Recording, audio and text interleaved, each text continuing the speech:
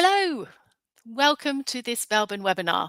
We are a couple of minutes early. We are due to begin at 1 p.m, but it's always great to everybody to come in, get yourselves comfortable, have a cup of tea, get your pencil sharpened, get a notebook and get yourself ready so that you can enjoy this next hour where we will be joined by James Scouller talking about applying Belbin for maximum effect.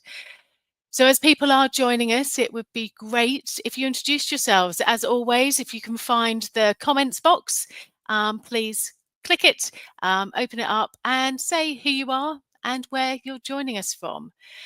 My name's Jo Keeler. I'm the Managing Director here at Belbin and I am joining you from Cambridge, and I'm just looking out of the window and it's a bit grey. So I don't know whether it's grey where you are or whether or not you still have the sunshine. I have to say I much prefer the cooler weather, although I have aircon and I don't step out of the office much. But there we go. So please do introduce yourself in the comments so that we know that you're here, that you can hear us. And we will start in about 60 seconds. That's very precise for me, wasn't it? Very precise. Okay, that's wonderful. I haven't done a webinar for a while. I'm feeling a little bit rusty, so I do apologise if I blather on. It's what happens. Oh, hi, Donna. Thank you. Thank you for joining us. You're from Southwest Wales. Wonderful. What's it like where you are? Oh, hi, Lynn. You're from North Wales. Oh, my goodness. We are Belbin, Wales at the moment. Fantastic. And it's grey there too, Lynn. Oh, you see, I quite like it being a bit grey. Hello, Nina. Lovely to meet you from Egypt. Wow. It's great that we have so many people from so many places. Cloudy and very windy, Donna. Okay. Oh, hi, Inga. Lovely to see you. I hope all is well. I hope all is well in Sweden. We must catch up soon. We haven't spoken for such a long time.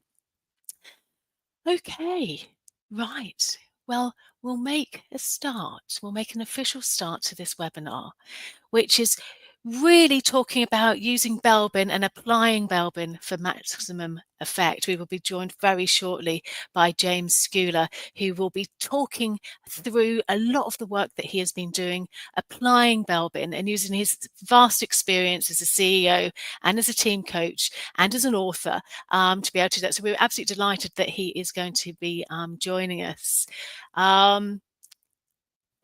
Easily distracted, double tick. Hi, I'm Charlotte from West Lancashire. Wonderful. Hello, Charlotte. And Inge, you've got a heat wave. Yeah, we had that last week, earlier this week. We don't like it. We don't like it. I'm glad it's gone to you. Okay, a little bit of housekeeping before we start. Please, we are recording. You will be sent an automatic email from StreamYard the second we finish. But please hang on 1 second.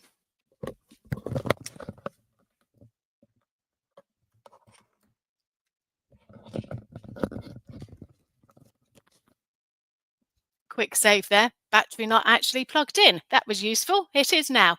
Oh, hello there. We have someone as well from Malta. Wonderful. So glad that you're here. Right. Anyway, as I was saying before, I was rudely interrupted by my complete incompetence. We will be sending out a recording. It will come automatically after I press end stream. You may get filtered into your spam folder or equivalent. We will also send out an email with the recording and links. If James mentions anything in particular, we'll send out a proper one via MailChimp later on this afternoon. So if you want to wait for the full thing, wait for this afternoon. Otherwise, rummage around in your spam box for the recording that is automatically generated. Okay, so yes, you'll get a recording. Question and answers. What we're going to do is I'm just going to give James the floor here because he's got so much information that he really wants to share with you. So we're going to leave the Q&A this time till the end. It's not going to be a me in conversation with. We're just going to all of us sit back and just learn from James. So if you do have any questions as we go along, please do put them here in the comments box and I will try and get to them.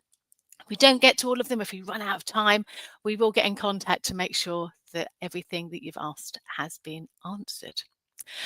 Okay, I'm going to invite James now to join us on screen. Here we go. Oh, hello, Nalish from Finland. Lovely to see you. James, thank you so much for joining us today. We really, really appreciate you taking the time to be with us. I'll just give you a little bit of information about James. We talked about this earlier, and we both agree that nobody wants to hear a full biog, but I'm just going to give a few lines if that's okay. So James Scouller is an executive coach, a team coach, a thought leader, and an author. His fascination with leadership has dominated his working life over the last 48 years. And this really is the golden thread that connects his 4 books that he currently has out. And we will put a link to those books in the email that we send out later today. Most importantly, James worked as a CEO for 11 years. And I will say importantly, because I think it's so, having that experience makes things more real, makes things more practical, doesn't it? It's not so theoretical. So James has got so much experience there. But most importantly, he's Belbin accredited, and that's fantastic. And that's why we've got him along today. So, James, are we ready to hear more from you? Do you have a presentation you would like to I do, yes. share? Would you like to just click your share screen? Click slides and share screen. Yep. Yep, perfect. And then I will be able to get you up and running with your slides. Okay, you just need to minimize everything on the left-hand side just to make sure we've got the slides as they should. Does that look all right? Wonderful. That looks absolutely perfect. There you go. So, James, hopefully I've given you enough of a preamble. The floor is yours. I'm going to clear off. Off you go. Well, good afternoon to everybody. I have 2 aims in this webinar. First, to show how and where Belbin connects with, or rather fits with, my 3 main team models, and then discuss what you can do in team coaching to help create or perhaps restore balance to an existing team using the Belbin model. And I'm going to suggest 12 practical tips. What do I hope you'll get from this session? Well, first, it'll help you see Belbin in context, both psychologically and in the context of what else you can do as a coach to quicken the team building process. Second, it should help you achieve even more success in your Belbin assignments with existing teams. And third, and maybe it might even make it easier for you to gain new Belbin assignments. So this is the agenda we're going to be following. I'm going to put the Belbin model in the context of my 3 models. Then I'm going to talk about setting up Belbin for success. This is what I would call the feedback and educational part, pre-coaching. And I'm going to suggest about 7 tips there.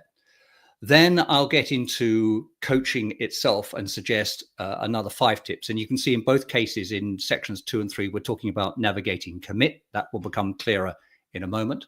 Then I'll summarize, and then we'll throw it open for discussion, and we'll talk about whatever you want to talk about. So that's the running order. So into the context. My trilogy, called How to Build Winning Teams Again and Again, has 3 main models. The team progression curve and the psychological model appear in book 1 of the trilogy.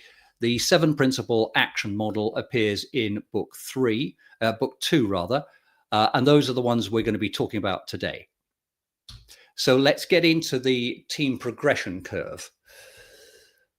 You can see that I've mapped 7 work group units on 2 axes. Going from left to right, you've got increasing team or work group unity. Going from south to north, as you rise up, the team performs better and has more impact, better results, and better contribution to its parent organization.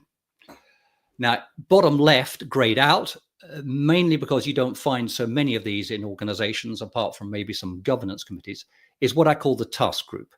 The task group has low unity and relatively low performance. The task group is a group that has a job to do, but it doesn't have to do it against opposition. It doesn't have to do it against competition.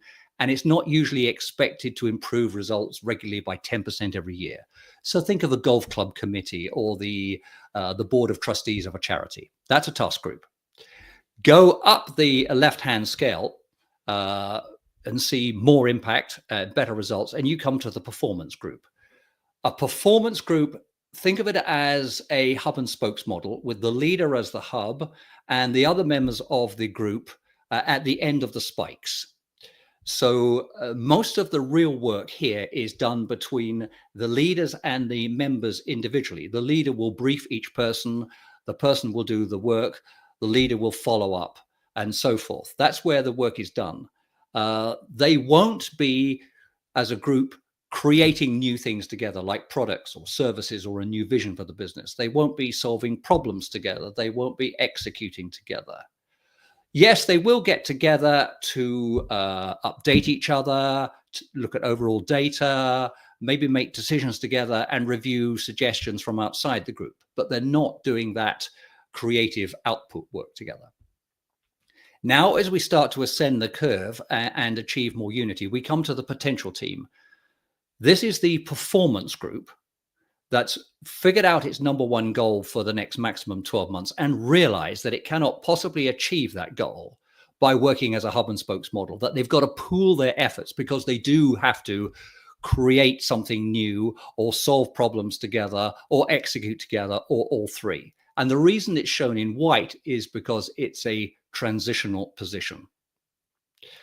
Then you go up the curve to what I think is the key point on the curve, the real team. The real team is what the potential team wanted to become. And it is creating things together, solving problems together, executing together. Real teams, in my experience, are unfortunately pretty rare because most of us in industry still don't know much about this. Then at the top right-hand level, the highest unity and the highest performance is the often talked about high performance team, but I've graded out because research from people like Katzenbach and Smith decades ago shows that these are truly rare. What are they? How do they differ from what I call a real team, which for me is quite an exalted level? There are three distinctions. One, the people in that team are extraordinarily dedicated to the goal or the target, to the point where it doesn't feel like a goal or a target. It's more like a cause or a mission. Number two, they're extraordinarily dedicated to each other. They will be emotionally supporting each other, but also intellectually and emotionally pushing each other to higher performance. And number three, if you watch them in action, although there would be an official leader, you would be hard pressed to spot who the person is because he or she is in there doing. In my experience, you can't plan to create a high performance team. It emerges. You can build a real team, in my experience, but a high performance team emerges or usually doesn't. The final unit to discuss is the unit to the right of the task group, the pseudo team. What is the pseudo team? This is the performance group that has decided it needs to become a team because this is the 21st century and we ought to be operating as a team. And they assume that successful teaming is about teamwork, which they translate as being nice to each other and insisting on harmony and unanimity. But in striving for the greater unity, which is what they get, they take their eye off the performance ball and gradually they slide down like that. And it usually ends in a bout of bickering, backstabbing, and finger pointing. And as one author once said, they give teams a bad name. Now, our focus in this webinar for Belbin purposes is on potential team, pseudo team, and real team. Belbin, for me, is all about helping a potential team navigate itself up the curve towards real team while avoiding the dreaded possibility of becoming a pseudo team. So that's our focus there. Now let's talk about the psychological model, commit, combine, combust. You could see these three psychological issues, because that's what they are, commit, combust, combine, broadly paralleling the ascent of a potential team towards real team status. That wouldn't be far wrong, excuse me, but it's a little more complex than that. And on the right is the graphic showing how I summarize the psychological model. And it's depicted as what I call an infinity loop, because you shouldn't see this model as like a ladder where you go automatically from commit to combust to combine. You can slide back down, There are layers to this, which we presumably won't have time to discuss. So let me say a little bit more about this model, and I'm going to use this table. Originally, this was going to be a build-up slide, but we weren't able to do that. So sorry for the amount of text on it. So let's go along the theme line. In commit, the individual subconsciously will be asking themselves, do I want to be here? Do I really want to participate fully? Do I want to engage or not? And you may have experienced that when you joined a new team. But in combust, now we're asking ourselves, have I got the right amount of power or influence that I want here? And in combine, we're asking ourselves two questions. So this is a two-facet thing. First, is there enough trust in the room? This is the psychological safety question. And then the second question is, well, up to now, I've been focusing on my needs and my security. Am I now prepared to focus on putting the group slightly ahead of my own interests? So to flesh that out a bit more, going back to commit, you might recognize commit if you put yourself back in a new group, raid your memory banks. You might have been asking yourself questions like, do I feel I belong here? Do I feel accepted? Do I feel they value me? Do I feel ignored or dismissed, especially by the leader? Is this going to be a good team? What's our aim here? Do I like that? Do I care about it? Does it motivate me? And above all, can I sense that there is an added value role that feels right for me? Those are the kind of subconscious questions we're asking ourselves. For the group, they will resolve commit when all or most of the members are saying to themselves, I think the aim here is worthwhile. I want to be part of that. I can sense an added value for all for myself, and I feel noticed and included here. And you know what? I'm in. So that's how that's resolved. Combust.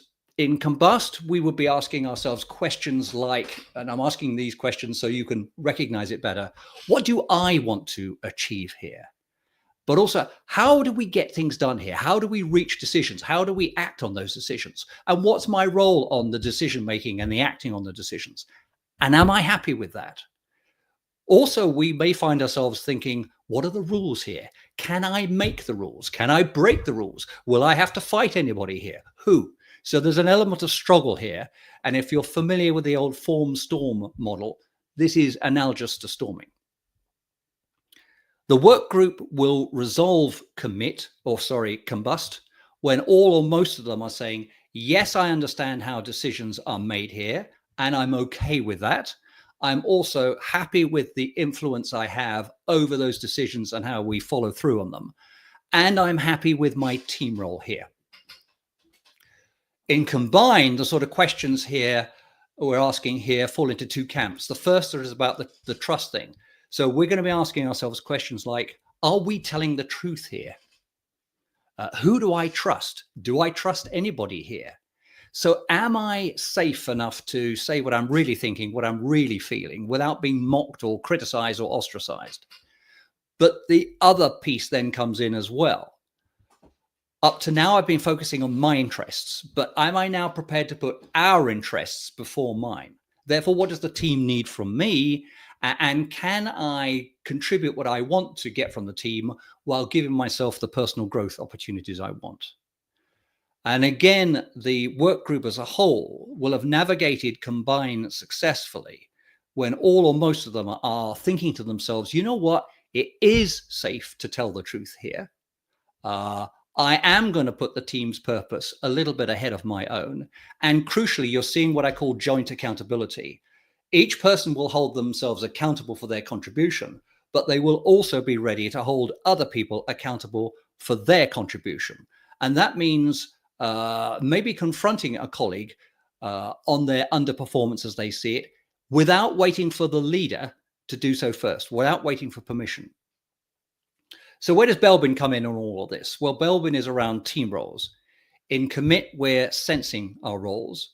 In combust, we're establishing and settling into them. And by combine, we're sort of flexing it. So in a sense, Belbin comes in all three. But for me, Belbin is at its most critical on the commit issue, because if a person can't see an added value role for themselves, they won't feel fully included and fully in. And frankly, You've got to get through commit, combust, and combine to make it to real team level. But you won't even bother with combust and combine if you don't really care enough to be there. So for me, the key here is navigating commit with Belbin, and that's how I'm going to be framing it from now on. Finally, putting Belbin in the context of my 7-principle action model, there it is there, 7 principles. Now, as you see, I've put the bottom one, task progress and results, in green. That's because I forgot to take that out. It was originally an animation slide, but we can't use animations on this system. So that's where it comes in within the 4th principle. Now, that 4th principle, task progress and results, just like every other principle, has a number of action keys underpinning it. There are 8 in task progress and results. And you can see I've highlighted that Belbin is in the 2nd of the 8 action keys. So people selection and roles is really all about that Belbin team role blend.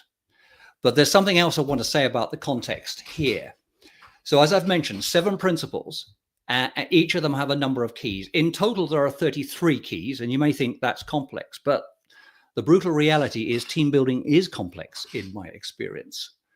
But you need to know that 11 of the 33, only a third of them, are super important. They're like master keys.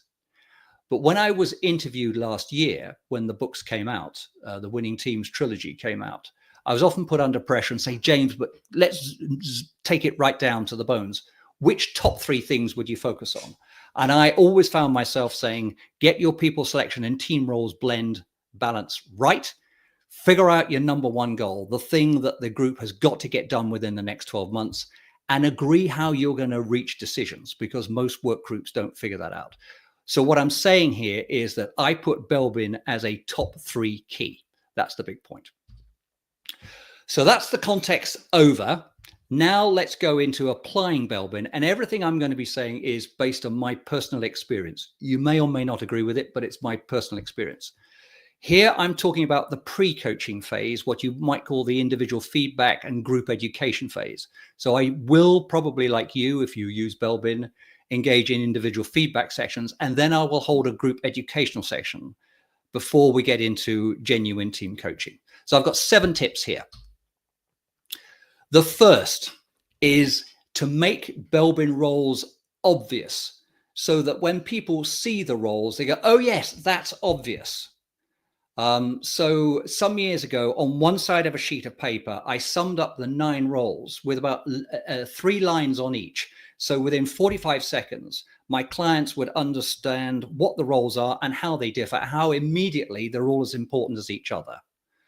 So that was my way of summing up the roles. And I did it very much with an ex-CEO's eye, because I found if people go, oh, okay, I get it immediately, the Belbin roles seem obvious, and immediately the model has more credibility, more status. So I would recommend you come up with your own, these are my summaries, you come up with your own quick summaries so people can grasp the roles in an instant. That's tip number 1. Tip number 2, which builds on tip number 1, make the Belbin roles obvious and bring in the fact that they are research-based. So I will tell the story of the discovery of the 9 roles and explain that it all started with people coming into the courses at Henley, and they would complete a battery of individual intelligence and psychological tests. And then there'd be somebody in the room observing who does what and when, and it would be paired with the financial results for each study team. And then I'll take them through how the roles emerge. And again, if you do it right, I find people are going, this is obvious, this is right. Why hadn't I seen it before? And when they're saying it like that, Belbin as a model is gaining credibility. And if it gains credibility, they'll want to continue.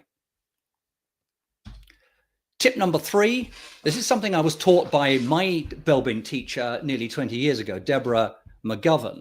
She said, James, think of the roles not so much as labels, but as centers of energy. Or if you want to put it another way, verbs instead of nouns. Why is that important? Well, I was in industry for nearly 30 years, culminating as a CEO, and I had loads of psychological style tools done to me as you might have done too. And most of them have a habit of putting you in boxes and saying you are a this or you are a that, and that's your destiny forever. You're hardwired. My personal opinion is that there is a danger of Belbin being caught in that trap when we refer to team workers and monitor evaluators and shapers and so forth. So I like to make the point that these are centers of energy for this particular group at this point in your working life.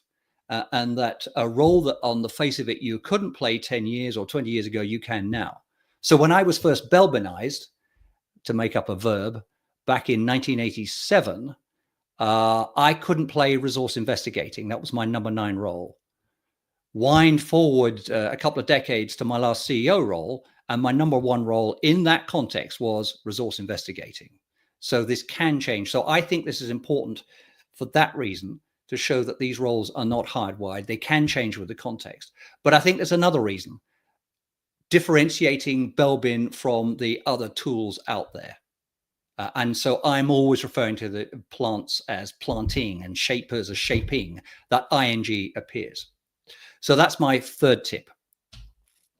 My 4th tip, find a way of amplifying what are historically the undervalued Belbin roles. So early in my career, when Belbin hit in the 1980s, and I'm betraying my age now, everybody wanted to be a chairman, now known as coordinator, or a shaper. They sounded the very gung-ho, high-status roles. So again, I like to help people understand the value of the other roles. And this is adapted from something that is amongst the Belbin materials, by splitting up the various tasks that the group could be working on and showing which roles come to the fore, and therefore, by definition, which roles fade into the background a bit. And I must confess, I quite enjoy only including shaping once on this, because shapers can have a tendency to think that their energy is the leading energy. So find a way of amplifying the undervalued Belbin roles. And that's the way I do it, by showing how they come to the fore when different tasks are to the fore. Tip number 5, use stories, data, and analogies.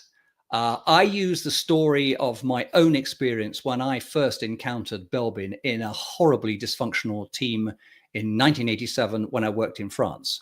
If you want to hear the story, I'm happy to tell you that in the discussion at the end.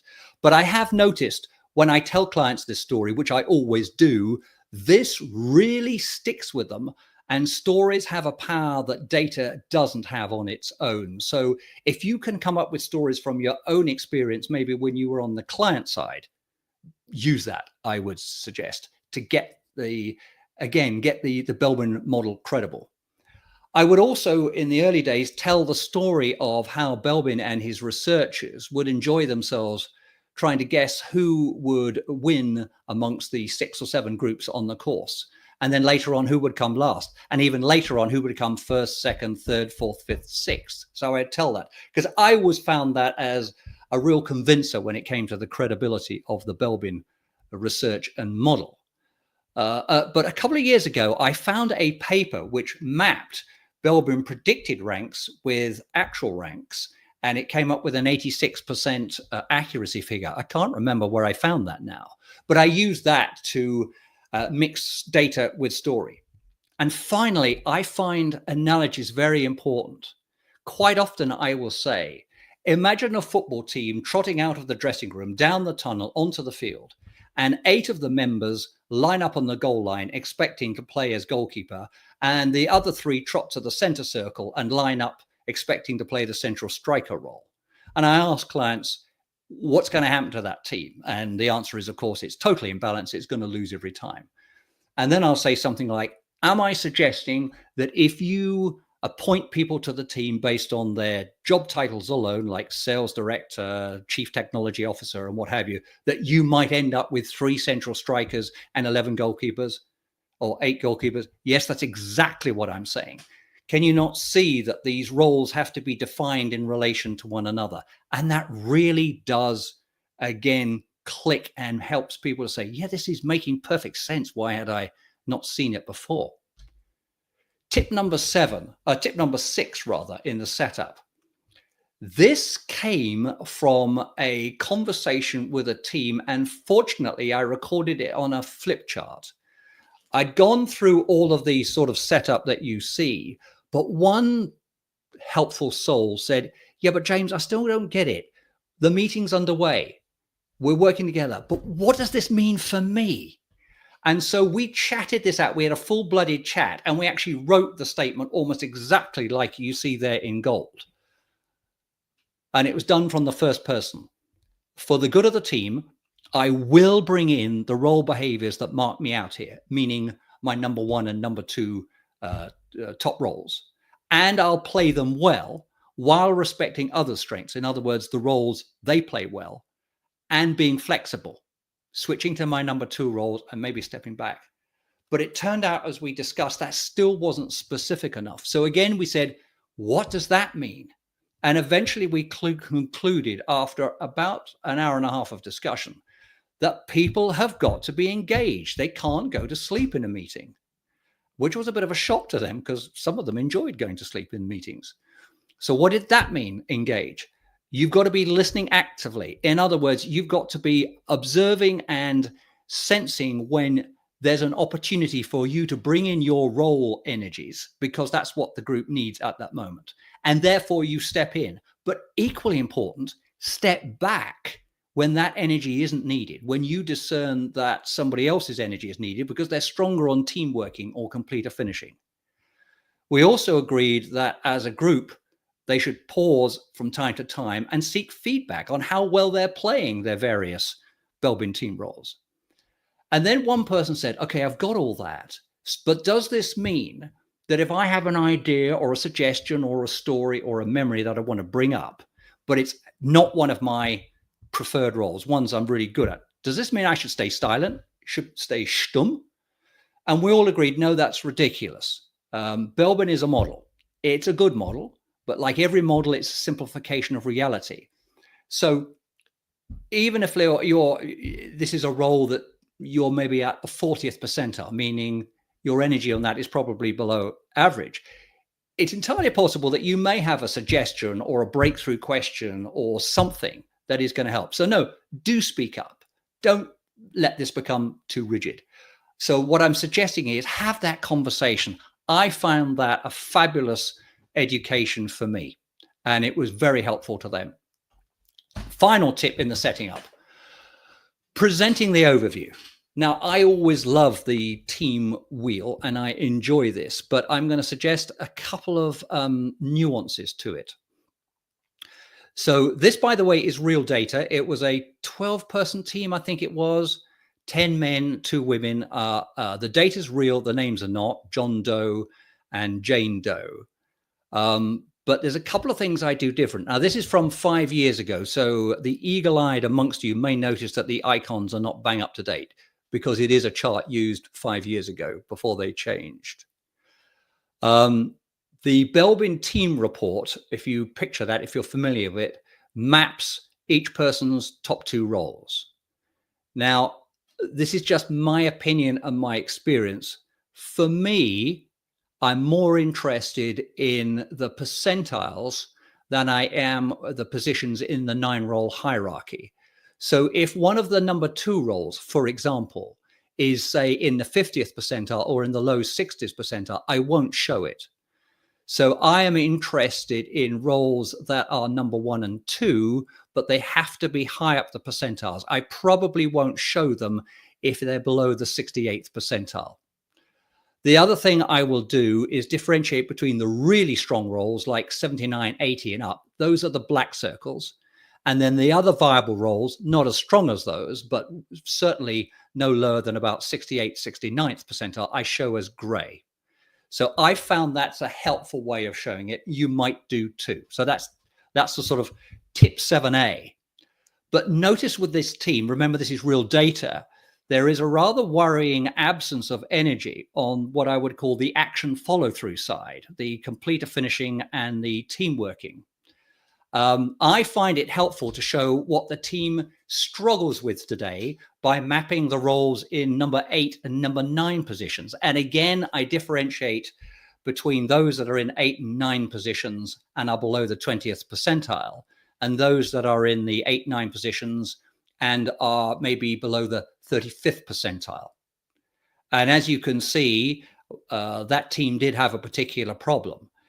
It was possible that they might have had, enough energy that could be sort of trained up, but this showed that we had real problems. So I do recommend you keep your eye on the percentiles, and you do map the difference between the very high or very low percentiles and the sort of the lesser percentile positions. So that's the last of my setting up tips. Now let's go into team coaching itself. Number one, this is a variation on a chart I saw a long time ago from Belbin, but I think this is very helpful for all team coaches wanting to apply Belbin. And I must confess, even after I was accredited, I kept my eye too much on number one principle, which of course is make sure you've got a pretty good blend of the required team roles, which is revealed by the Belbin team roles tool. But I would say if you're a team coach and you're going to be bringing Belbin into team coaching, keep your eye just as much on points 2 and 3. So point 2 is making sure that each member grasps their own team role. They understand its added value, what it brings to the party, and its associated allowable and non-allowable weaknesses, and learn how to play them well and also when to play them well. But that's not the end of it, while appreciating other people's roles. And what that means is they are going to have to put in some personal conscious effort, at least for a while, because they're leaving the unconscious incompetent zone and entering the very annoying, very frustrating conscious incompetent zone, which they're going to be in for a while before they start to go into unconscious competence. But there's a third aspect as well. They've got to learn how to flex their roles while building relationships with others, so each other is exploiting the role's added value and they're containing the weaknesses. They're helping each other contain the weaknesses. So once again, they have to recognize that there is going to be personal conscious effort, at least for a while, until this becomes natural. So for the team coaches outside there, keep your eye on success principles, particularly 2 and 3, not just number 1. So that's the first tip. Second tip, I found as I worked with my clients that they'd understood the big idea and the big picture, but they were still struggling with, how do I play my role? How do I do my monitor evaluating really well? So after a while, building on something I saw amongst the Belbin materials, I created what I call the how-to cheat sheets. And I've shown 2 examples there. So a cheat sheet would be 1 sheet of paper printed on both sides. So just take the shaping example. Again, notice I'm talking about the energy, not the identity. It will be a 1 line on the objective. What's the purpose of that team role? 3 lines maximum are summarizing the added value that it brings.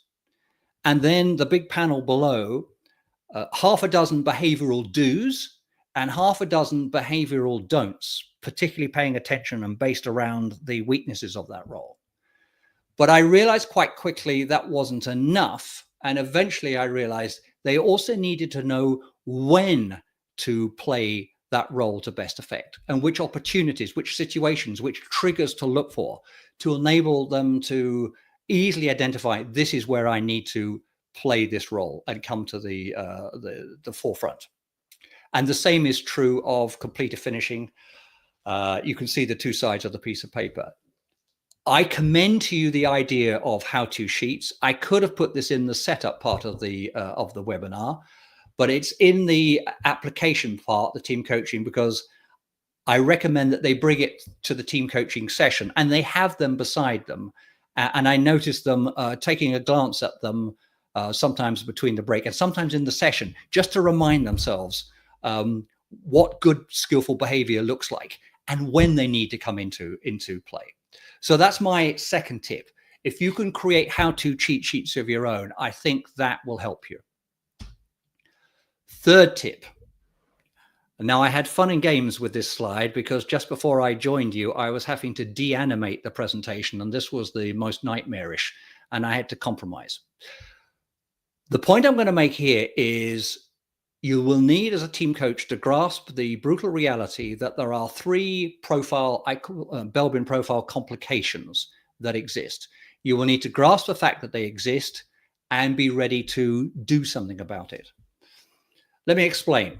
We all know about the classic Belbin profile, where there's a clear hierarchy going from number 1 role down to number 9 role, like you see in that illustration there.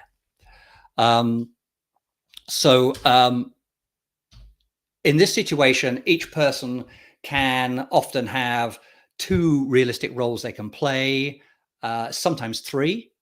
And there's a tail of roles that are not realistic for them, and maybe up to as many as 4 as those. Now, here's the thing. If you take a look at the Belbin materials, it says something like most people in a work group will fit this classic profile. Note that most. So that implies somewhere north of 50%, somewhere south of 100%, most. Now, I don't know what the percentage is. Maybe Joe will know. But I kind of, in my mind, think it could be 65, 70%. I don't know. The main point here is you will encounter people, just as I will, who do not fit that classic profile, and you're going to have to deal with that. So what do I mean by that? Well, the first version of it is the person who can play only one strong, clear role. So they will have a profile like that, where there's one very tall bar, and then the rest are not much higher than the 50th percentile and go lower than that. Now, why does that matter to you as a team coach? Well, it means that that person, for a while anyway, has no flexibility. They have no plan B. They absolutely must play that role well. And I was in one group where that was the role the person could play was shaping. And unfortunately, he was a very unskillful shaper. So you've got to keep an eye on this. You've got to help that person, because that person may cause a delay or even a blockage to the commit phase. And remember, if you can't get the team through the commit phase, or the commit issue to be more accurate, you won't get to combust, you won't get to combine, and you won't get to real team status using the model I use. So you need to look out for that. You've also got the person, and I do come across this several times. I've come across this, the person who has got no strong, clear role. You will either see them like that one there, the illustration there, where there is a hierarchy, but the problem is the highest bar isn't much above the 50th or the 55th percentile, meaning there isn't strong energy to play that role naturally, easily, skillfully in any situation. There is another kind of possibility. Yes, I don't think I've got it here, where there isn't a hierarchy, where the bars are almost flat. So there's not much of that slope down. But again, no bar is much above the 50th percentile. So they don't have a clear, strong role yet. And if you talk to them, as I do, in depth, what you will find is they will admit that they don't really know what their role is in the team or the potential team. And they do feel it's dissatisfying, and they do feel less engaged. Now, when that happens, in my experience, what they tend to do is revert to their job title. So the general counsel will tend to say, I'm here for my legal expertise. So when the group is discussing legal issues, they're engaged. When they're not, they disengaged. When the chief technology officer is hearing technology issues being discussed, in he goes or she goes. But when they're not, they bow out. And you will see that with other roles as well. I've seen it with HR people as well. The point is, if they're less engaged, this is going to delay or even block commit, and it's going to make it more difficult for a team to emerge. So again, accept that this is going to happen sometimes and have a plan for it. Finally, this is more serious. This is the person with no added value team role. They're not just a square peg in a round hole. They're a square peg in every round hole. This kind of person is a problem member, you could say. Now here, let me take you back to page 83 of Meredith Belbin's original book, management teams, why they succeed or fail. On that page, you will find that he says, we found over the course of our 10 years of research that about 30% of the people in the course, we couldn't find a clear, satisfactory added value role for. 30%. And then he gave some examples of the people he meant. 30%. Wow. Now, a couple of thoughts here. Bear in mind that the Henley College research only revealed the first 8 roles. Specialist role hadn't emerged. That only emerged when they took the research into industry. They validated the first 8 roles, and then they found that there was a role that by definition wouldn't appear at Henley because the kind of scenarios they were working on didn't require specialist knowledge. But it did emerge that a specialist role was a genuine added value role. So I don't know what percentage of the Belbin database is occupied by strong specialists. Let's just say it's 10%. So the 30% now comes down to 20%. And let's also argue that maybe the people at Henley College back in the 70s weren't representative of the greater population. They were perhaps more egotistical. They were perhaps more intellectually biased and a bit lower on emotional intelligence, perhaps. So maybe the 20 becomes 15%. I don't know what the numbers are, but these people are real. Now, interestingly, in my team coaching assignments, I haven't encountered one yet. But when I was a CEO and I took over, 3 times I took over an already established team, twice I came across these people. They exist. They're not incompetent. They're not stupid. They can do their job title role, but they're terrible in a work group. And it's often because they have some deep-seated subconscious psychological issues.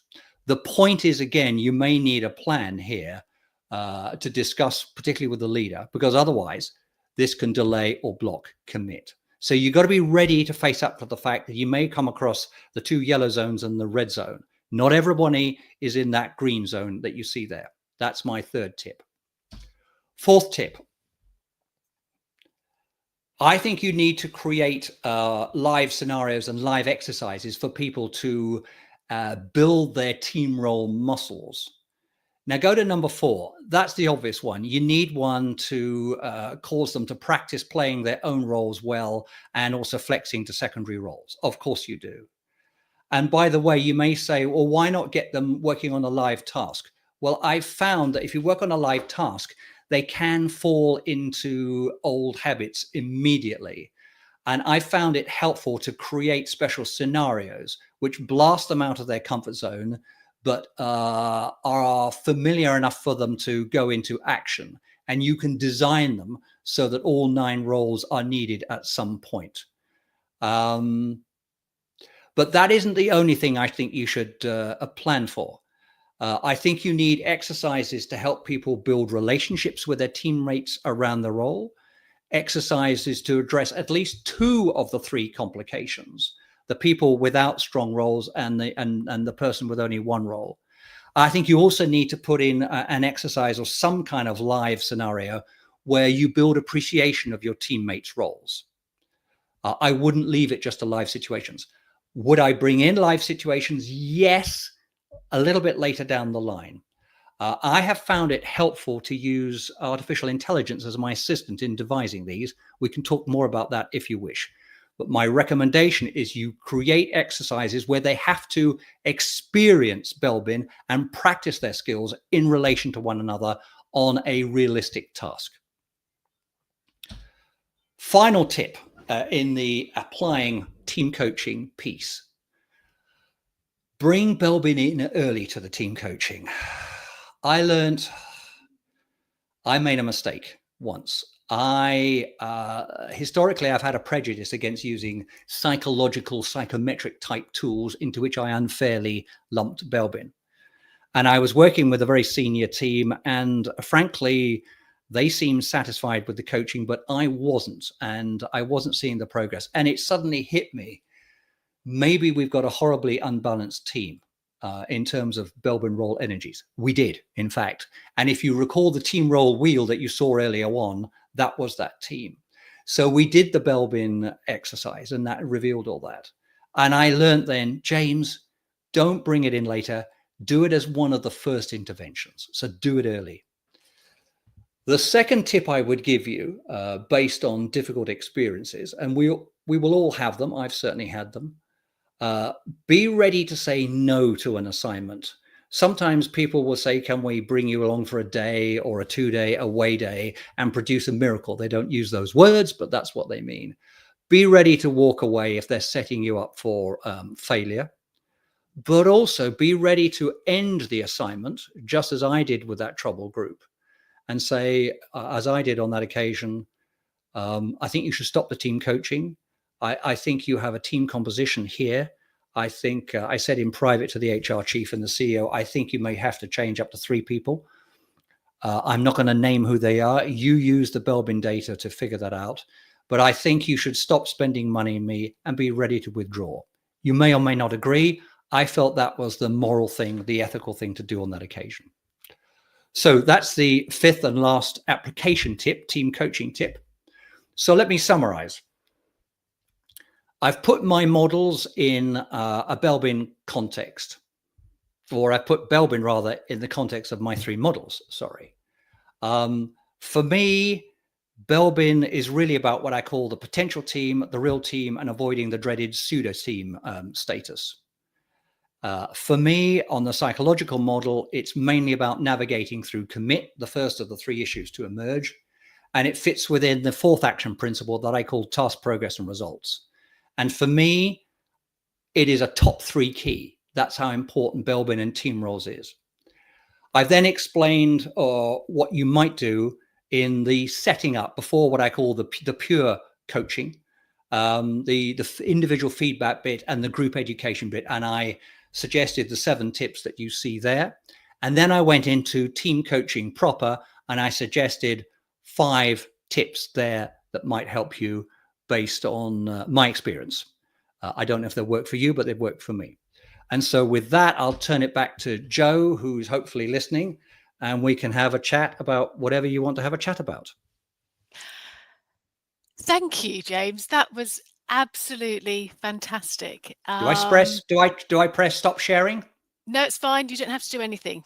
Hands away from the keyboard. You don't do nothing. It's okay. Okay. It's all The only one slight problem is I can't see you.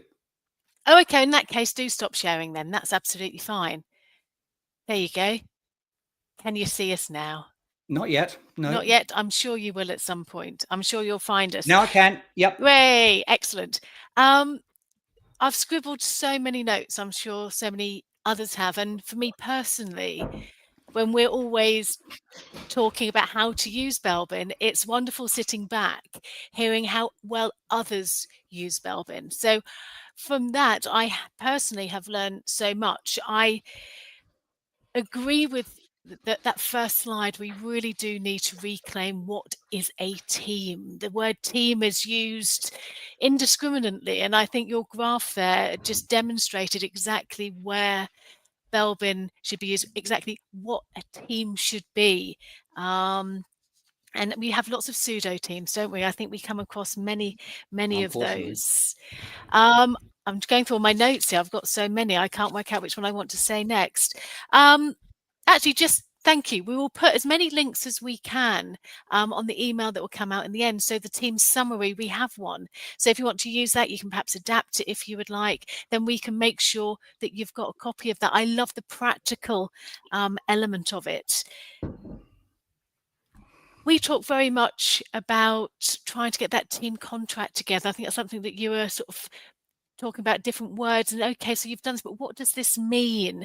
You've got those live scenarios, that discussion. How are we going to work together? What are going to be the problems? How do we define how we work together? And to do that right at the beginning, again, has been, so interesting. I don't know if anybody has got some questions. Whilst anybody may be typing, I will just say that people were interested in your story, James. Please share. It was your story at the beginning. In France? In France, yes. Okay. I said I'd ask you. Fine. Okay, so this is the story. It was, I think it was around October 19, whatever it was, spring, I think, 87. I was working for the French subsidiary of an American company, and we were the senior team. I was the marketing chief, and meetings were awful. I loathed going into the meetings, and I was aware that others did too. They were awful. So bear in mind, this is only about 4 years or so, 5 years or so after Meredith's book came out. And we were, I don't know who organized it, bless him, but thank God he did. We were sent off to a chateau north of Paris, and this consultant sort of Belbinized us. And in those days, it was just the pencil and paper tests. There were no observers data. There were no percentiles. I think the guy just pinched it from the book, frankly. But actually, he knew his stuff. And it revealed that of the 9 of us, 6 of us were very strong shapers. And this consultant, I remember him to this day, he's now dead. But he said, there must be blood on the walls. And we all went, there is.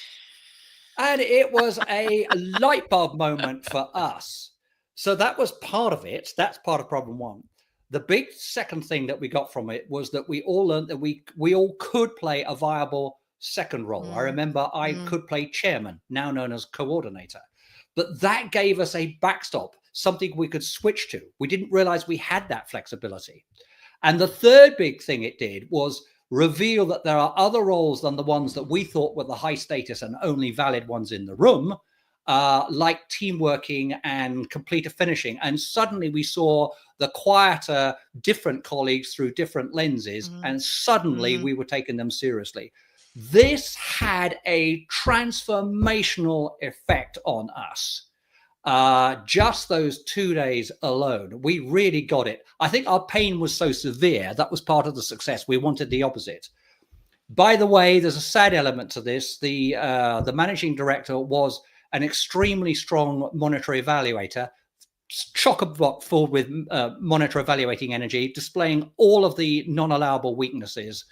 And I and 2 others all resigned within 2 weeks of each other. But that was nothing to do with the benefit of Belbin. Belbin saved us. That was the story. And what a fantastic story. Thank you so much for sharing that. Yes, a shockery of shapers. Something to be avoided at all costs. I was one of them, unfortunately. Yes. I'm standing up for the shapers because it's needed, but in moderation. We've got some questions here. We've only got a few minutes left, so let's see how many we can get through. Celia, lovely for you to join us today, has asked, how do you... Oh, hang on, let me show it. How do you overcome resistance to creating a shared vision in a team? The simple answer is making sure that everyone has co-created that shared vision. Too many so-called shared visions are the vision of the boss. Being put down. Yeah. So I will have team coaching sessions where we might spend a day and a half, 2 days on just one task, which is creating a vision for the department or the whole company if they're the senior leadership team. I could go into how we go about that, but the number one answer is got to be co-created out of the fog by them. They've got to own it. It's got to hit their values. It's got to be commercially relevant. Brilliant. Thank you, Celia. I hope that helps. And I'm loving your shaper energy as you're going through that, James. Charlotte is asking a question here. How can you encourage team members to put the team's interests above their own? I think that's going into the combine element, isn't it? Yes, it is. Commit, combine, combust. Yes. Well, first of all, you've got to get people you've got to help the team navigate through commit and combust. I would say that, but it is correct. Because if you take a look at the brilliant research by William Schutz, which started emerging in 1958, he died in the early 80s, it is clear that the commit issue arises before the combust issue, which arises before the combine issue. Those are my labels, not his, because I've adapted his model specifically to the teams. But let's say as you are helping them navigate, if you have helping them navigate and the person feels they've got a valid role, they feel included, they're satisfied with the power, and you've got that sense of psychological safety, that's when they're prepared to do that. But you do need to make sure that what the team is trying to achieve is updated so that people really give a damn about it. And by the way, a goal for the next 12 months will wear out or it become irrelevant and it has to be replaced. So assuming you're navigating through the 3 psychological issues and the team goal is a big component in that, make sure that whatever you're trying to do is important to every single member of the team. Yeah. Don't assume that it is just because you think it is. And I think that's so true, isn't it? And that's that constant, it's making sure we keep sustainable change within our teams. It's not a one tick box, you do it and it's done. It's something you have to keep Oh, no. addressing. Teamwork's difficult. It's blinking difficult. We need to keep it is at it. difficult. And you Yeah. can slip back from combine to combust or right back to commit, but that's beyond this discussion. Thank you. We do have other questions coming in, but we are running out of time. I'm just going to put Nilisha on there for you, just very briefly. Some great insights. Thank you. What are your thoughts on the one day or one afternoon intervention that he's asked to facilitate? They often start with this to establish trust and understanding before commitment to more. So I think we have this a lot as well. Everybody wanting a half day, a 2-hour session, but you want to include, more sessions after that. How do you tell them the story of France? Is that your top tip, James? No. A couple of thoughts here. One, Nilesh, if you're being only given one day or half a day, make sure that what you're being asked to work on is extremely narrow, extremely focused. Otherwise, you're being set up for failure. Second point, this you may find very interesting. So many people assume that the psychological safety issue is the first one to deal with. No. Is psychological safety critical? Yes. Is it the first issue to deal with? No. Commit is the first issue. Psychological safety and trust, it only emerges in time. You can't get it quickly, and it emerges in the combine phase. If you think about it, I will trust you, Joe, your motives, and that when you say you're going to do X, you will do X, do it on time, and you'll do it well. I need data for that. It takes time. You can't come in on trust straight away. Trust is the first half of combine, and it is not one of the first psychological issues. That's psychological law, in my opinion. Yeah. I think that's really interesting. I think we could have a whole other webinar about that. But I think because Lencioni's put trust right at the bottom of his pyramid in the dysfunctions of a team, we start there. But trust, psychological safety, it isn't a tick box. It comes after we've got to know each other. Like you said, it's once we've seen the backing up with the data that these relationships are there. Absolutely. Joe, trust will not be an issue until we've decided we really want to be here. If I don't really want to be here and I don't go through commit, I don't care about trust. Yeah, exactly that. I'm terrible. We're overrunning slightly. It was one question because I think it's a good one. Mark Berry, what are the top signs of a team slipping into a pseudo team? Forgive spelling. I'll take that. Oh, thank you for asking. When they are simultaneously complaining about how slow it is for them to make decisions or act on the decisions, while simultaneously praising themselves for how friendly and what great fun they have together, and their direct reports are saying this lot are a shower. Obviously, not to their bosses' faces, but they are saying it to you as a coach. Thank you. I'm glad we got that one in. I think that was important. So that's a great question. It's a great question. James, I think we're going to have you back if that's okay. I think there's so much that we'd like to explore with you, but I will put the link to your books in the email that goes out because there is such richness there, not just from a theoretical point of view, but as you can see, you can feel it. James has lived this. And I think the experiences that he's had, he's put so well into this trilogy. So I'll put the link there for those of you who would like to find out more. So I would just like to say a very, very big thank you to James for joining us. I know many of you would have got so much from that. If you want to find out more, just get in contact. If you want to have those skills of Belbin at your fingertips so that you've got Belbin in your toolbox, please do get in contact. Just you can see how it can be used. It's a practical, dependable model. So thank you so much, James. Have a wonderful rest of the afternoon. And everybody here, thank you. I don't know if are the books available in India? Yes, you should be able to get them. If you can get them via Amazon, yes, certainly.